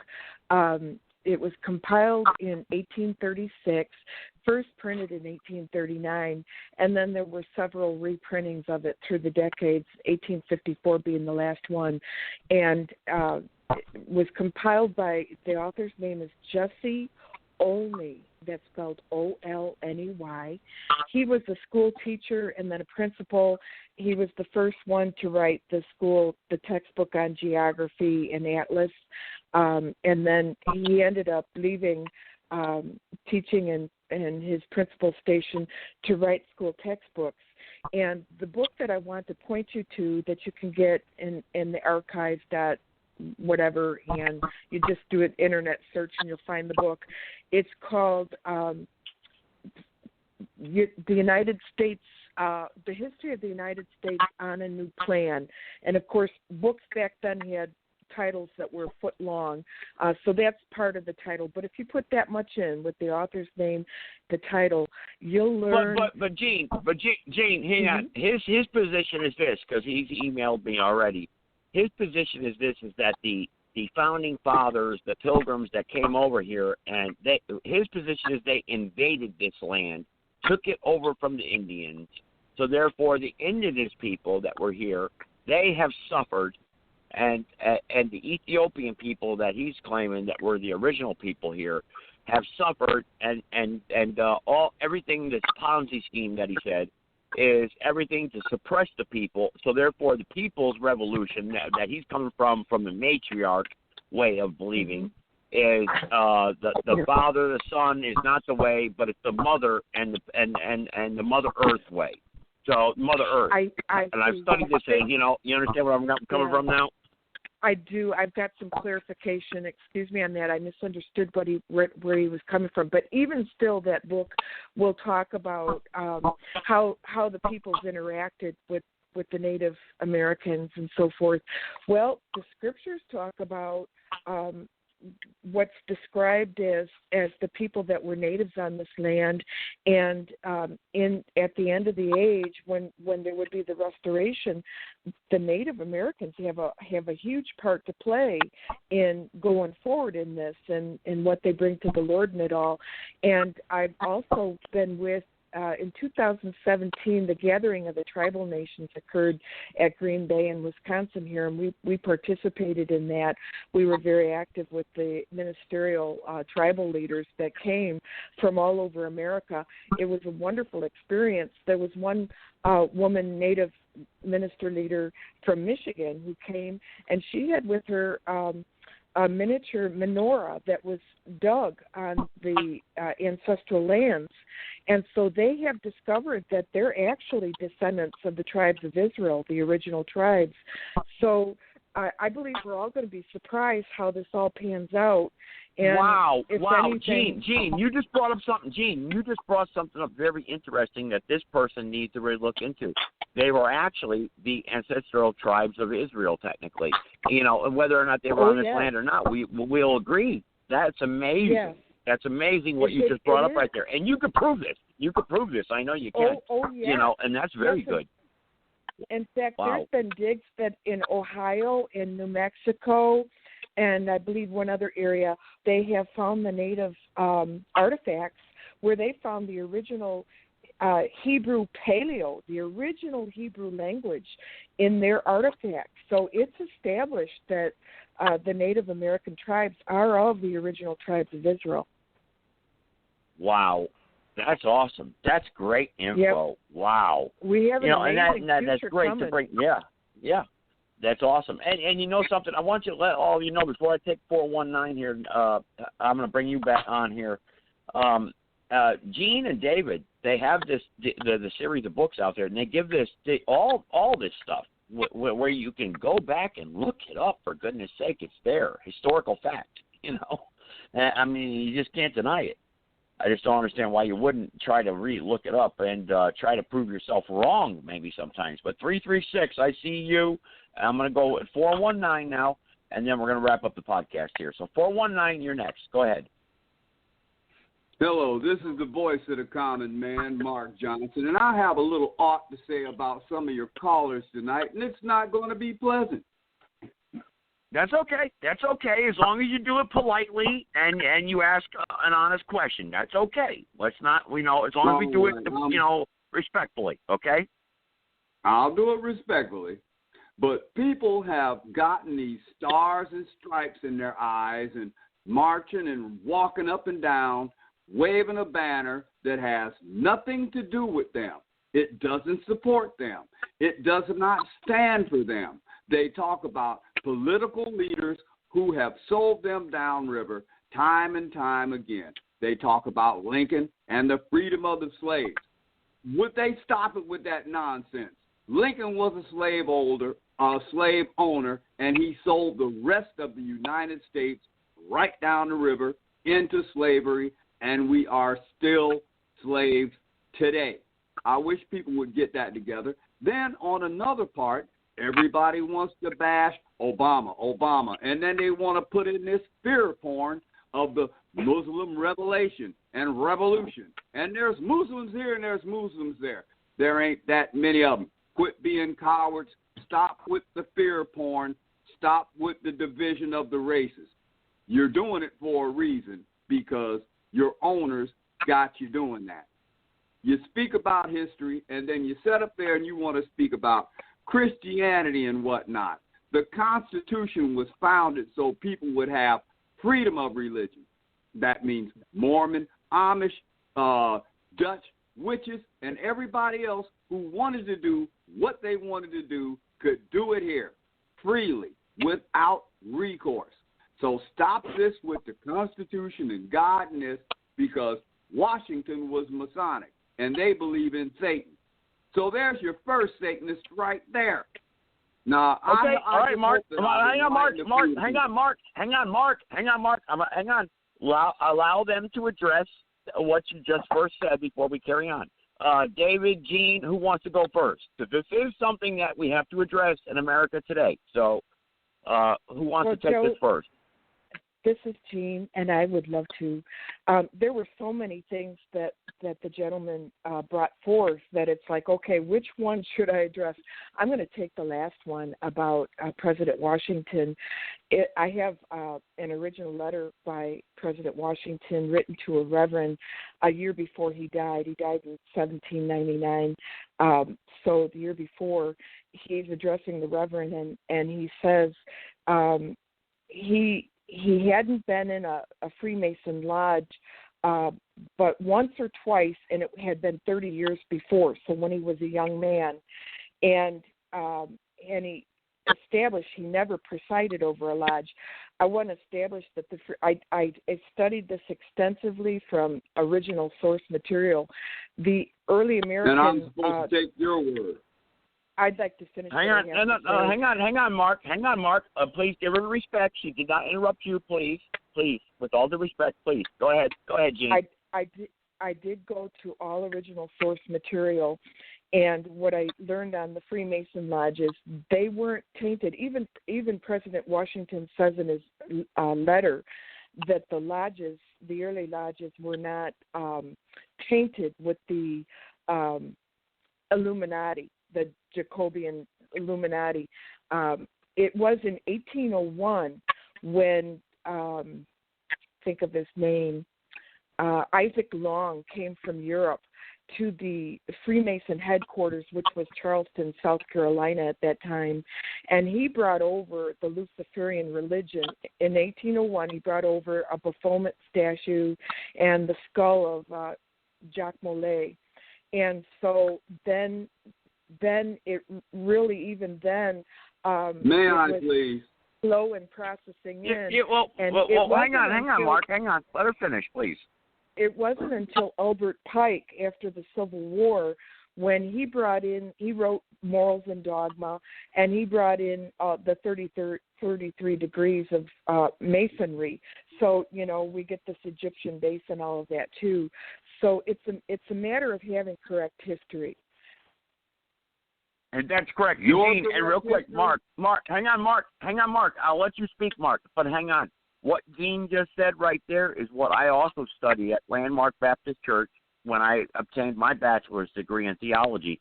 George Washington, and I read it actually. Dr. Phil Grady, who wrote the book How Satan Destroyed America, put it in the back of his book, and I asked him, and I did this, Mark, actually. Mark, I want you to pay attention. I approached this writer of this book. I said, how are you going to say George Washington wasn't a Mason when, in fact, history says he was a Mason, he was a Freemason? And he says, no, let me show you something. This is in the book. And he paid money from the actual archives of letters that we could see physically to go examine ourselves if we wanted to, where Jean just said George Washington wrote letters, okay, that said he was never a Freemason. He was never a part of any lodge whatsoever. And when he showed me this now, Mark, I'm telling you this right now because you know me, I was like, wow, I guess he showed it to me in physical evidence that George Washington was never a Freemason. This is to slander his name, to pervert the history of America. Now, Mark, go ahead. The floor is yours. Go ahead. The Freemason garb. He's in pictures in the National Archives with the big G on his belt. I've seen him myself. I can pull him up on the internet. All right. Okay. All right. You're pulling something up on the internet that is doctored. All the presidents before him, like Obama and Trump, they're all Masons. They will always be Masons until we get rid of this corporate structure. We're doomed. About what we talked about tonight. Okay. I can't talk about it right now. Joe, go ahead. I want to bring up also a book that John Quincy Adams, who was the son of founding father John Adams, he was also the 6th president of the United States. And John Quincy Adams was president when there was the Freemason scandal murder of William Morgan in 1826. And that, by the way, is what triggered the Second Great Awakening. In fact, Reverend Charles Finney, the leader of that awakening, wrote a book in 1869 called The Character, Claims, and Practical Workings of Freemasonry, and he talks about this. He tells the story of it. It's a wonderful story. Well, John Quincy Adams was president, and with that scandal, there was so much obstruction of justice with the Freemasons in government offices that he did his own investigation.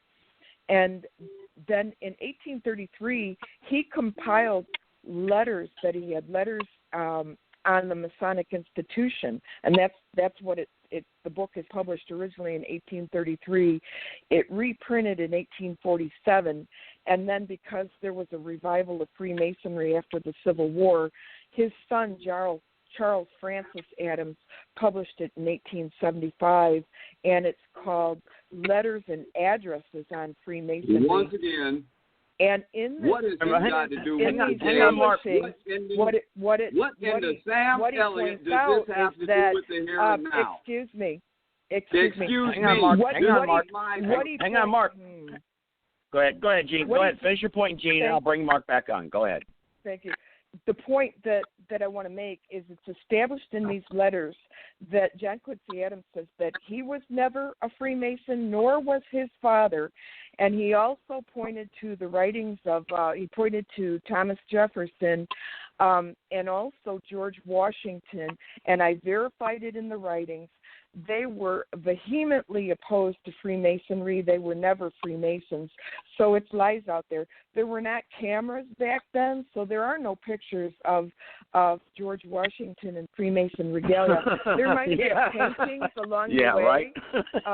So, right. Anybody can paint an apron on somebody, but that doesn't prove that, he was that. So I'm going to yield with that. Thank you. Thank you, Jeanne. Thank you. I apologize for those interruptions. And everybody, we can't talk over each other. I got Leroy on 336 here. I want to bring him on. But, Mark, I promised I'd give you about another 30 seconds here to answer and respond to that. So I want to do that because I give everyone a chance here. Well, Mark hung up. Okay. Well, you see, this is what I'm talking about. You want to make accusations. The devil's children are insane. That's what a pastor told me once. He said the devil's children are insane. They don't have the time. They can't wait. They're insane. They get angry and they look. Jeanne answered the question. She answered it. Go back and look it up. I wanted to give you a chance to maybe ask her another question, but you hung up. That's okay. Devil's children are insane. That's the way it is. I mean, and look, we've got this problem here in America, and we're going to argue and debate this stuff for a long time. We will. But we have to be patient with each other. We got to take the time to have discussions, not yell over each other. Go ahead, 336. Go ahead. Hey, yeah. First off, I'll start with saying I'm going to start a little different here because Mark's probably not going to like what I say because it's going to contradict what he said. But towards the end of what I'm going to say, he's going to agree with me 100%. And it'll show you how much we're different, but we're on the same page. It's simple. First of all, to say Muslims are just a small amount of people out there is a lie because there's 1.8 billion of them, and all it takes is one in Minnesota to ruin it for everybody else. Mm-hmm. Now, what Mark will agree with me with is we're all worried about a lot of stuff. But, if you didn't have to run to the supermarket every day to buy groceries, and you knew how to hunt, you know how to fish, you know how to grow your own crops, produce your own stuff, you wouldn't give a shit what the hell everybody else is doing, and you worry about yourself. And that's my point. Everybody wants to take care of each other. I think that's natural humanity. But at the same time, we got to learn how to be, and I hate to use this because somebody else always say it, but we have to learn how to be self-efficient again. Stop relying on other sources for so much bullcrap. I mean, Jesus, hell, the cell tower goes down. Everyone's freaking out. They don't know what to do because they can't walk around with zombies. The power goes out. Oh, my God, what am I going to do? You're blowing up the power company because they can't get the damn power back on. Phones, whatever, computer, internet. We don't know how to live without the luxuries no more. And once people learn how to go and get back to it, go hunting once in a while. Put some food in your freezer. You know, grow some vegetables in your garden. Put them in your freezer. Learn how to do the simple things in life. And then, you know, all this shit going on in this world today, yeah, you're going to think about it, and you're still going to probably bitch about it. But it's not going to change the quality of your life none, because they're not that deep in your pockets no more. You know you can survive. You know you can live without them. And that's the way it was a long, long damn time ago. And we have gotten away from it way too much now. We're so dependent on the government, so dependent on everything except for ourselves. Okay. All right. That's a great point.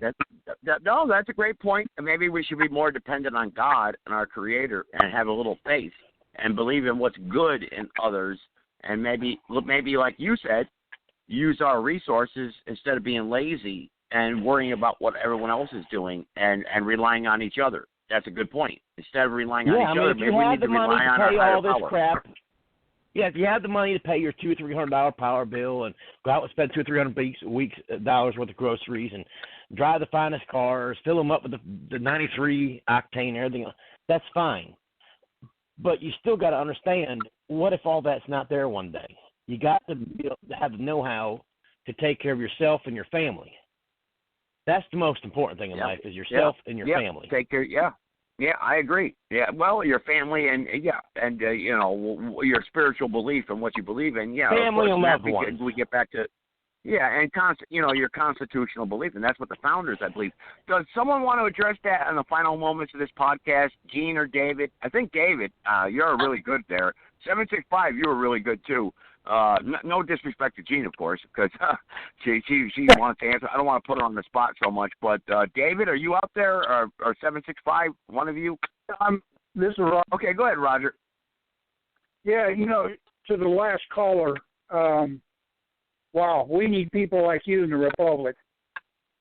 Most people out there in La La Land right now are only concerned about the XFL, Major League Baseball, NASCAR, six-packs, and bags of chips. And as long as they got all that, they're happy and content. They don't care. I know that because I used to be one of those until God woke me up one day and said, you better pay attention to what's going on around you. That was 1995. I have since learned so much. And then when I got into the Republic, I learned a whole lot more. And the first thing I want to say is this. If any of you watched the impeachment going on with President Trump, and you watched the Senate when they came to the trial, watch the first thing they did. They stood up, they had this guy lead them in prayer, and then they recited the Pledge of Allegiance. I pledge allegiance to the flag of the United States of America and to the Republic. Amen.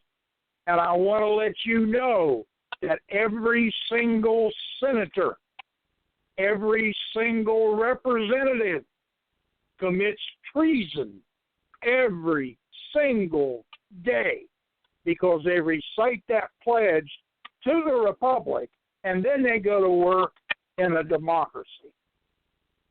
Yep. That's who you're dealing with. Now, to your last caller's point, I couldn't agree with you more than what you just said there. Being ex-military, being an expert rifleman, knowing how to survive, that's just the tip of the iceberg. People live on the 17th floor in a New York City high-rise. When the power goes out and they got to walk down 17 flights of steps because the elevator ain't working, they're going to break a nail and they're going to cry. Wait till that 300-foot tidal wave comes in. Wait till the earthquake takes place. Wait till somebody detonates a dirty bomb right outside your window. And we all know these are going to happen sooner or later. They are. And you better get ready for it because there's 360 million people in this country. About 100 million of them aren't even supposed to be here. And under law, under the Constitution, all these people that are illegals, they get no constitutional rights. None. They're not U.S. citizens. They're not American citizens. They don't even belong here. I don't care what anybody may say, can't denounce the fact that the Constitution is for the citizens of the states they were born in. The federal government is not supposed to take care of them. They're supposed to take care of you. But everything this government has done for the last 100 years was so it protects them. They could care less about you. And you want to remedy this? Stand this republic up. That's how you get rid of all that mess and all that gunk. You stand this republic up, because I'll guarantee you the military's behind us. I'm going to yield back. Thank you.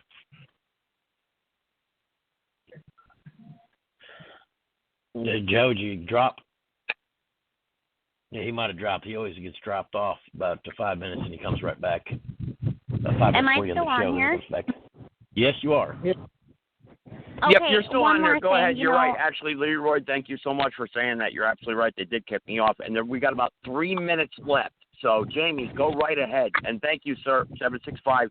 And we got to wrap up the show. So go ahead, Jamie, real quick. Take a minute, and then I Okay. want the governor actually to get the last word if he can. So take a minute, please. Okay.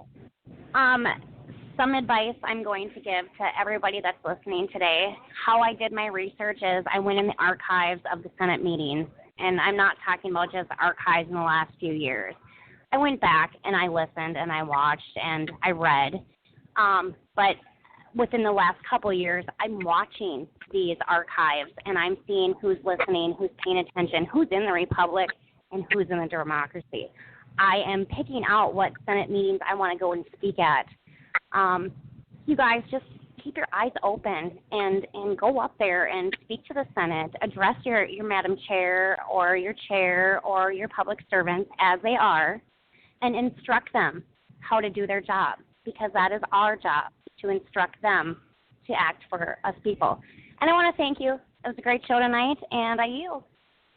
Thank you so much, Governor. I want you to wrap it up, Governor, because you helped put this together, and I want everyone to give the respect to the Governor here to wrap it up. We got 2 minutes left. Go ahead, Governor. Joe, thank you for hosting the show tonight. I think it's been very informative.